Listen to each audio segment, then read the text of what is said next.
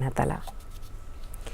जंतर मंतरवर झालेल्या विद्यार्थी आंदोलनादरम्यान तैनात शीघ्र कृती दलानं दारुगोळा नोंदवहीची माहिती सुरक्षित ठेवावी असे निर्देश सर्वोच्च न्यायालयानं केंद्र सरकारला दिले आहेत। कायदा आणि सुव्यवस्थेची परिस्थिती हाताळणाऱ्या छऱ्यांच्या बंदुका वापरण्यावर पूर्ण बंदी घालण्याच्या मागणीवरील याचिकेची सुनावणी करताना न्यायालयानं हे निर्देश दिले।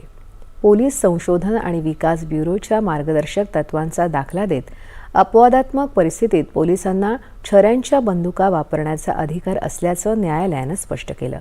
सरन्यायाधीश सूर्यकांत, न्यायमूर्ती जयमाल्य बागची आणि न्यायमूर्ती व्ही मोहना यांच्या खंडपीठानं या प्रकरणावर सुनावणी घेतली। आंदोलनादरम्यान छऱ्यांच्या बंदुकांमुळे जखमी झालेल्या विद्यार्थ्यांना सर्वोत्तम वैद्यकीय उपचार पुरवण्याचे निर्देशही खंडपीठानं दिल्ली सरकारला दिले आहेत। आणि यानंतरच्या बातम्या काही क्षणातच।